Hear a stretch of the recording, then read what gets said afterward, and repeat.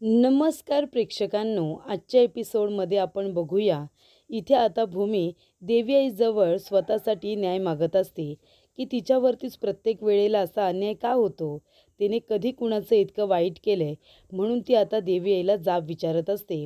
तेवढ्यातच तिला आठवत असतं की कशा पद्धतीने पारितोष म्हणालेला असतो की उद्या इथे बाळाचं बारसं आहे, तेव्हा तुम्ही सगळ्यांनी यायचं आहे. तेव्हा इथे सगळेजण यायला तयार होतात. अमोली म्हणते की हो, सगळ्यांनी यायचं, फक्त भूमीने यायचं नाही.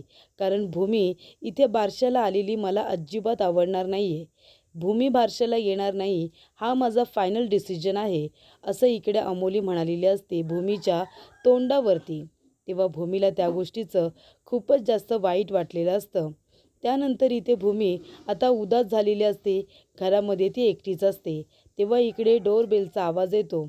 भूमी म्हणत असते की या वेळेला कोण आलं असेल, म्हणून ती बघायला जाते. तर इथे पार्सल आलेलं असतं. भूमी म्हणते की हे काय आहे. तेव्हा आकाश महाजनांचं घर आहे का, असं विचारलं जातं. तेव्हा भूमी म्हणते हो. तेव्हा इकडे पार्सल आलेलं आहे. भूमी म्हणते कुठून आले पार्सल. तेव्हा इथे अंबेजोगाई या मंदिरातून पार्सल आलेलं आहे, असं सांगितलं जातं. भूमी म्हणत असते की कुलदेवतेच्या मंदिरातून पार्सल आले आणि ती लगेचच ते उघडायला सुद्धा जाते. बघत असते की त्याच्यामध्ये नक्की काय काय आहे. तर इकडे प्रसाद दिलेला असतो. त्याचबरोबर काही वस्तूसुद्धा असतात आणि त्याच्यामध्ये बाळासाठी इथे हातातले मनगटेसुद्धा असतात. तेव्हा इकडे भूमी ते लेटर वाचते. लेटरमध्ये जे काही लिहिलेलं असतं ते वाचल्यानंतर भूमी म्हणत असते की ज्या वेळेला मी प्रेग्नेंट होते, तेव्हा इथे आकाशने ऑनलाईन अभिषेक करायला सांगितला होता आणि त्याचंच इथे आता प्रसाद वगैरे पाठवून दिलेला आहे. आता अंबेजोगाई यांनी तिकडे अभिषेक तर केला होता, पण तिकडूनच आता पार्सल आले. कारण त्यांना बरोबर माहिती होतं की इकडे बाळासाठी काय काय द्यायचं आहे ते. म्हणूनच इथे बाळाच्या हातातले मनगटेसुद्धा त्यांनी पाठवून दिलेले असतात. ते बघितल्यानंतर भूमीला खूपच जास्त आनंद होतो. भूमी म्हणत असते की बाळाच्या हातातले मनगटे आणि त्याच दिवशी ते बरोबर आलेले असतात ज्या दिवशी बाळाचं बारसं असतं. तेव्हा भूमी म्हणते की इथे बाळाचं बरोबर बारसं आहे आणि आजच्याच दिवशी इथे बरोबर पार्सल कसं काय आलं आणि बाळासाठी मनगटेसुद्धा आहेत. म्हणजे जाऊन बाळाला हे मनगटे दिले पाहिजे का? बाळाच्या हातामध्ये हे मनगटे आजच्या दिवशी घालायला हवेत. म्हणजे इथे देवी आईचा बाळाला आशीर्वादसुद्धा मिळेल, असं भूमीला वाटतं. त्यानंतर इथे प्रेक्षकांनो, आता पारितोषने सगळ्यांना सांगितलेलं असतं की इथे प्रत्येकाने आपल्या चिठ्ठीवरती जे जे आपल्याला नाव वाटेल ते लिहायचं आहे आणि सगळ्या चिठ्ठ्या बाऊलमध्ये टाकायच्या आहेत. त्यातली जी चिठ्ठी काढली जाईल ते नाव आता बाळाचं ठेवलं जाणार आहे. त्यानंतर इथे आता मानसी म्हणत असते की मी काय म्हणते भाऊजी, आपण भूमिताईला एकदा फोन करूया का. भूमिताई जर इथे असती ना, तर तिला खूप आनंद झाला असता. किमान बाळाचं नाव काय ठेवायचं ते तरी तिला सुचवू द्या. तिचं आवडीचं नाव आपण चिठ्ठीमध्ये लिहूया ना. तेव्हा आकाश म्हणत असतो हे बघ मानसी, मला सुद्धा कळतंय भूमी इथे नाही आहे, मी सुद्धा तिला मिस करतोय की नाही. पण हे बघ, आधीच तिला इथे इन्व्हाइट केलेलं नाही आहे, म्हणून ती खूपच जास्त हर्ट झाली. आणि आता इथे जे काही घडतंय ते जर तू तिला सांगितलंस ना आणि तुला काय वाटतंय असं विचारलंस, तर ती अजून हर्ट होईल, तिला अजून वाईट वाटेल. तेव्हा तू सध्या तरी आता भूमीला फोन करू नकोस, नाहीतर ती अजून अपसेट होईल, असं आकाश म्हणत असतो. तर इथे भूमीशिवाय मानसी कुठल्याच कार्यक्रमामध्ये जात नाही, आपण बघितलंय. आणि पारितोषच्या इथे आता भूमीला इन्व्हाइट केलेलं नसतं, त्यामुळे मानसी तिला खूपच जास्त मिस करत असते. तिला आपल्या बहिणीची आठवण येत असते. कारण मानसीला बरोबर माहिती असतं की इथे भूमी बाळाबरोबर किती अटॅच्ड आहे. आणि इथे आता मानसी म्हणत असते की ठीक आहे, मी तुला फोन करत नाही आहे ताई, पण निदान मी तुला एक मेसेज तरी करून ठेवते. तुझा रिप्लाय आला तर मला कळेल की तू ठीक आहेस म्हणून. त्यानंतर इथे आता यशपाल आलेला असतो. तो घरामध्ये कुणी आहे का ते विचारत असतो. घरामध्ये कुणीच नसतं. तेव्हा तो म्हणतो अरे बापरे, एवढा मोठा राजवाडा माझ्यासाठी उघडा ठेवलाय की काय. तेवढ्यातच इथे आता वरून अथर्व येत असतो. अथर्वला बघितल्यानंतर यशपाल म्हणत असतो की मला असं वाटतंय हा रागिनी पटवर्धनचा धाकला मुलगा असावा. म्हणजे इकडे अशी खतरनाक डायन रागिनी पटवर्धन हिच्या पोटी एवढा साधा भोळा मुलगा कसा काय जन्माला आला काय माहिती. त्यानंतर इथे यशपाल म्हणत असतो की अरे वा अथर्व, माझा भाचा, ये बाळा ये, इकडे ये. तू काय करतोस रे सध्या. तेव्हा इकडे अथर्व म्हणत असतो की मी आमच्याच कंपनीमध्ये काम करतो. बाबा आणि आकाशच्या हाताखाली मी आत्ताच जॉईन झालो आहे. तेव्हा इकडे यशपाल म्हणत असतो की अरे वा, चांगली गोष्ट आहे. स्वतःची कंपनी आहे, स्वतःच्या घरची, आणि तिथेच काम करायचं. चांगलं आहे ना, दुसरीकडे कुठे जायला नको. तेव्हा इकडे अथर्व म्हणतो हो, अगदी बरोबर, मला शिकायलासुद्धा मिळतंय. तेव्हा इथे यशपाल म्हणत असतो की अथर्व बाळा, तुमची कंपनी लई मोठी आहे ना रे, वर्षाचा टर्नओव्हर काय असेल तरी पण? तेव्हा इकडे आता अथर्व म्हणत असतो की वर्षाचा टर्नओव्हर खूप जास्त आहे. तेव्हा इकडे यशपाल म्हणत असतो की इथे कोटीच्या घरात असेल ना? तेव्हा अथर्व आता साधाभोळा असल्यामुळे तो सत्य सांगून जातो आणि म्हणतो नाही, कोटीच्या घरामध्ये नाही, हजारो कोटीच्या घरामध्ये टर्नओव्हर आहे. तेव्हा यशपाल म्हणत असतो की अरे वा, म्हणजे साधारण किती हजारो कोटीच्या साधारण आसपास असेल. तेव्हा मी आपला सहजच विचारतोय रे, बाकी काही नाही. तेव्हा इकडे आता यशपाल म्हणत असतो तुमची कंपनी इथे NGOला चांगले डोनेशन वगैरे करत असेल ना? तेव्हा अथर्व म्हणतो हो, आकाश करतो ना डोनेशन, दरवर्षी करतो. तेव्हा यशपाल म्हणत असतो म्हणजे कशा पद्धतीने डोनेशन करतो, किती देतो, म्हणजे जर कुठली NGO आली तर किती डोनेशन देतो? कारण इथे प्रत्येक कंपनीमध्ये आता CSR याच्यामधून डोनेशन दिलं जातं. आणि इथे आता यशपालला जाणून घ्यायचं असतं की आकाश आपल्या कंपनीमधून दरवर्षी किती डोनेशन देत असेल. तेव्हा अथर्व म्हणत असतो की तो जितका कंपनीचा टर्नओव्हर आहे त्याच्यामधून तो ठरवतो. त्यानंतर इथे प्रेक्षकांनो आता जोगतीनबाई आलेले असतात. जोगतीनबाई रिक्षामधून उतरतात आणि म्हणतात की हे घ्या दादा, हे घ्या पैकं. आणि ती इथे पारितोषच्या घरी आता जोगतीनबाई आलेली असते.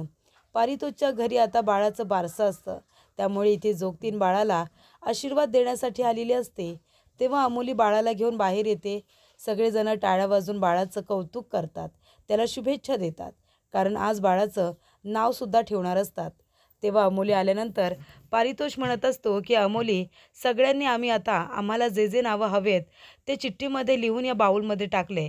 फक्त तूच अजून नाव टाकलेलं नाही आहेस, तर बाळाला माझ्याकडे दे आणि तुला जे नाव हवं आहे ते चिठ्ठीमध्ये लिही आणि ते या बाऊलमध्ये टाक. तेव्हा अमोली म्हणते ठीक आहे. तेव्हा अमोली आता इथे चिठ्ठीवरती बाळाचं जे काही तिला नाव हवं आहे ते लिहिते आणि त्या बाऊलमध्ये टाकते. तेव्हा इथे मानसी म्हणत असते की भाऊजी, आता तुम्ही म्हणालात ना की फोन करू नको म्हणून ताईला, किमान मी तिला व्हिडिओ कॉल करते. इथे जे काही चाललं आहे ते इथे ती नाही आहे बघायला, पण ती व्हिडिओ कॉलवरती तरी बघेल ना. मी तिला व्हिडिओ कॉल करते भाऊजी. तेव्हा आकाश म्हणतो बरं ठीक आहे, तू व्हिडिओ कॉल कर, पण कुणाला कळू देऊ नकोस. तेव्हा इकडे मानसी म्हणते ठीक आहे. मानसी आपला मोबाईल काढते आणि इथे आता बारशाचा सोहळा आता सुरूच होणार असतो. तेव्हा मानसीला असं वाटतं की भूमिताई इथे नाही आहे, पण किमान ती व्हिडिओ कॉलवरती तरी इथे जे काही घडतंय, गंमत जम्मत होते, ते सगळं काही ती तिथे बघेल ना. बाळालासुद्धा ती बघू शकते. तेव्हा मानसी आता व्हिडिओ कॉल करत असते, पण इथे भूमी आता व्हिडिओ कॉल उचलत नाही. तेव्हा मानसी म्हणते काय झालं असेल, मगाशी मी ताईला मेसेज केला होता, तर मेसेजसुद्धा तिने बघितला नाही, त्यालासुद्धा काही रिप्लाय केला नाही, आणि आता इथे मी तिला व्हिडिओ कॉल करते तर कॉलसुद्धा रिसीव करत नाही आहे. ताई तू ठीक तर आहेस ना, की रडत बसली आहेस गं एका बाजूला? मानसीच्या नजरेवरती आपली बहीणच आता येत असते. ताई तू कशी आहेस, तू ठीक आहेस ना? मला तुझी खूप काळजी वाटते, असं आता मानसी म्हणत असते. तेवढ्यातच प्रेक्षकांनो जोगतीनबाई आता पारितोषच्या दारापर्यंत आलेल्या असतात आणि प्रेक्षकांनो जोगतीनबाई आता दुसऱ्या तिसऱ्या कुणी नसून भूमीच असते. कारण भूमीला असं वाटत असतं की आज बाळाचं बारसं आहे आणि बरोबर आजच इथे अंबेजोगाईवरून पार्सल कसं काय आलं आणि त्याच्यामध्ये बाळासाठी इथे हातमनगटेसुद्धा कसे काय आहेत, म्हणजे जणू काही हे बाळासाठी तर आलेलं पार्सल नाही आहे ना, असं भूमीला वाटतं. आणि इथे अंबेजोगाईचा आशीर्वाद बाळाला मिळावा अशी भूमीची फार इच्छा असते, म्हणून ती आता डायरेक्ट मनगटे घेऊन त्या ठिकाणी पोहोचलेली असते. तेव्हा इथे आता राजाराम काका यशपालचं बोलणं ऐकत असतात. राजाराम काका म्हणतात की या यशपालला आमच्या कंपनीचा टर्नओव्हर किती आहे हे जाणून घेण्यामध्ये इतका इंटरेस्ट का आहे? तेवढ्यातच इथे अथर्व म्हणत असतो की यशपाल काका, ते बघा बाबासुद्धा आले. बाबा आहे ना, तुम्हाला आमच्या कंपनीचा किती टर्नओव्हर आहे आणि त्यानुसार आम्ही किती डोनेशन देत असतो हे आता आकाशसुद्धा तुम्हाला नीट सांगेल, पण तुम्हाला बाबासुद्धा नीटच सांगतील, कारण बाबासुद्धा एवढ्या वर्ष कंपनीमध्ये काम करतायत, कंपनी सांभाळतायत. तेव्हा इकडे आता राजाराम काका आल्यानंतर यशपाल लगेचच गप्प बसतो आणि म्हणतो की अरे वा राजाभाऊ वा, आलात तुम्ही, बरं झालं तुम्ही आलात. तेव्हा इकडे राजाराम काका म्हणत असतात की यशपाल, तुला आमच्या कंपनीचा टर्नओव्हर जाणून घेण्यामध्ये इतका इंटरेस्ट का आहे रे? तेव्हा यशपाल म्हणत असतो की नाही, टर्नओव्हर जाणून घेण्यामध्ये इंटरेस्ट यासाठी आहे, आता तुम्हाला तर माहिती आहे की आमची NGO आहे ना, मग आता NGOमध्ये आम्हाला डोनेशन वगैरे दिलेलं किती आवडतं हे तुम्हालासुद्धा चांगलंच माहिती आहे, हो की नाही राजाभाऊ? तेव्हा यशपाल म्हणतो, राजाभाऊ, मी तुम्हाला राजा भाऊ असं म्हटलं तर चालेल ना? नाही म्हणजे राजाराम म्हटलं राजा आणि इथे भाऊजीमधलं भाऊ, असं तुम्हाला राजाभाऊ म्हटलेलं चालेल ना? तेव्हा इथे राजा काका म्हणत असतात की तुम्ही मला काही म्हणा, मला चालेल, कारण माझ्या नावातली सगळी अक्षरं खूपच जास्त छान आहेत. तुम्ही मला कुठल्याही नावाने हाक मारली तरी मला चालणारच आहे. तेव्हा इथे राजाराम काका म्हणतात, कारण माझं नाव कसं छान आहे ना, कारण इथे माझ्या नावामध्ये पाल वगैरे असे शब्द येत नाही, कारण पाल म्हणजे काय, अशी ती आता भिंतींवरून चालत असते सरपटत सरपटत, इथे दरवाजालासुद्धा ती कान लावून जणू काही उभी राहते, पाल नाही का? तेव्हा इकडे आता राजाराम काकांनी जणू काही यशपालला आता टोमणाच मारलेला असतो, कारण त्याचं नाव यशपाल असताना त्याच्यामध्ये पाल हा शब्द येत असतो. तेव्हा इकडे यशपाल म्हणतो, राजाराम काका, तुम्ही इथे जोक केलात का राजाभाऊ? तुम्ही जोक केलात? तेव्हा इकडे राजा काका त्याच्याकडे बघत राहतात आणि म्हणतात, हो, जोक काय फक्त तू करू शकतोस? तेव्हा इथे यशपाल म्हणत असतो, नाही नाही राजाभाऊ, अहो किती छान जोक केलात तुम्ही, खूपच भारी. तेव्हा इकडे आता राजाराम काका म्हणत असतात, तुमच्या NGOचं नाव काय? तेव्हा इकडे यशपालला आता काय उत्तर द्यावं काही कळत नसतं. तो तोंडात मारल्यावानी आता गप्प बसलेला असतो. त्यानंतर इकडे आता सगळेजण जमलेले असतात. सगळेजण इथे बाळाचं बारसं असल्यामुळे खुश असतात. आजूबाजूचं वातावरण आनंदी असतं. रागिनी आणि पौर्णिमासुद्धा खुश असतात, कारण आज बाळाचं बारसं आहे. सगळेजण तिथे हजर आहेत, मात्र फक्त भूमीला तिथे इन्व्हिटेशन नसल्यामुळे येता येत नाही. त्या गोष्टीचा इथे आता रागिणीला खूपच जास्त आनंद झालेला असतो. तेव्हा इथे अंबाबाईचा उदो उदो असं म्हणत जेव्हा भूमी तिथे येते, तेव्हा इकडे सगळेजण तिच्याकडे बघत राहतात, कारण बाळाचं बारसं असतं आणि इथे जोगतीन आलेले असतात. त्याच्यामुळे चांगल्या दिवशी जोगतिनीचा आशीर्वाद बाळाला मिळणार असं इथे सगळ्यांना वाटतं. तेव्हा आजी इथे जोगतीनीला बघून खूपच जास्त खुश होतात. तेव्हा आजी म्हणत असतात, अरे वा जोगतीन, अरे इथे तुम्हाला आमंत्रण नसताना देखील तुम्ही इथपर्यंत आलात, म्हणजे तुम्ही बाळाला जणू काही आशीर्वाद द्यायलाच आलात. या या जोगतीनबाई या, बरं झालं तुम्ही इथे आलात. तुम्ही इथे आलात त्या निमित्तानं बाळाला इथे देवी यायचा आशीर्वाद तरी मिळेल. तेव्हा इकडे आता पारितोष आणि आंबोळी तुम्ही यांचं स्वागत करा, असं इकडे आजी म्हणतात. तेव्हा इथे आकाशला खूप छान वाटतं, कारण तिथे जोगतीन आलेले असतात आणि जोगतीन आता बाळाला आशीर्वाद देतील, कारण इथे आकाशसुद्धा बाळाबरोबर खूपच जास्त अटॅच्ड असतो. पण तो भूमीसारखा इथे सातत्याने आपलं प्रेम दाखवत नसतो, पण मनामध्ये त्याच्यासुद्धा बाळाबद्दल खूपच जास्त प्रेम असतं आणि आता जोगतीन बाळाला आशीर्वाद देणार या गोष्टीचा विचार करून आकाशलासुद्धा आनंद झालेला असतो. तेव्हा इकडे जेव्हा राजाराम काका विचारतात की यशपाल सांग ना, म्हणजे तुझ्या NGOचं नाव काय आहे? तेव्हा NGOचं नाव आता कसं काय सांगणार? तेव्हा तो लगेचच एखादं नाव तयार करतो. तो म्हणतो की या शिका मुलांनो. तेव्हा इकडे आता राजाराम काका म्हणतात की अच्छा, म्हणजे या शिका मुलांनो असं नाव आहे. जर तुम्ही मुलींची NGO सुरू केली असती तर मग काय नाव दिलं असतं? या शिका मुलींनो असं नाव दिलं असतं का? तेव्हा इकडे आता यशपाल गप्पच बसतो आणि म्हणतो, तुम्ही पुन्हा जोक केलात का? नाही नाही, तुमची जोक करण्याची पद्धत आणि तुमची आवड खूपच जास्त आवडली मला. तेव्हा किती वर्ष झाली तुम्ही ही NGO चालवताय? असं विचारल्यानंतर यशपाल लगेच विचार करतो आणि म्हणतो, 5 वर्ष झाली मी ही NGO सुरू केलेली आहे. तेव्हा इथे राजाराम काका म्हणतात, मग आता ही NGO तुम्ही सुरू केली आहे, याच्याबरोबर पुण्यामधले मुंबईमधले शिक्षक वगैरे आता तुम्हाला जॉईन झालेत की नाही? ते लोकं तुमच्या NGO बरोबर अटॅच असतीलच ना? तेव्हा यशपाल म्हणतो, नाही हो राजाभाऊ, असं नाही आहे. शिक्षकांचा या सगळ्याशी काय संबंध? तेव्हा राजाराम काका म्हणतात, कसं काय? अहो, तुमची जी संस्था आहे ती मुलांना शिक्षण देते ना, मुलांच्या शिक्षणाच्या रिलेटेड आहे तुमची संस्था, मग शिक्षक लोक अटॅच असतीलच की. तेव्हा इथे यशपाल म्हणतो, नाही असं नाही आहे, या संस्थेमध्ये शिक्षकांचा काही संबंध नाही. आम्हाला जे काही डोनेशन मिळतं ना त्याच्यातून आम्ही गरीब मुलं सिलेक्ट करतो आणि मग त्यांचा वर्षाचा खर्च, त्याचबरोबर शिक्षणासाठी महत्त्व असलेले त्यांना कपडे म्हणजे गणवेश, शाळेच्या बॅगा, वह्या, पुस्तकं, पेन, कंपास पेटी हे सगळं काही आम्ही त्यांना असं विकत घेऊन देत असतो. म्हणजे त्यांचं शिक्षण आम्ही फ्रीमध्ये करतो.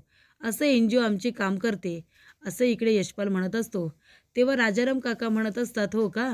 मग आता तुझ्या NGOचं नाव काय आहे? किती वर्ष काम करतोस? सगळं विचारून झालेलं असतं.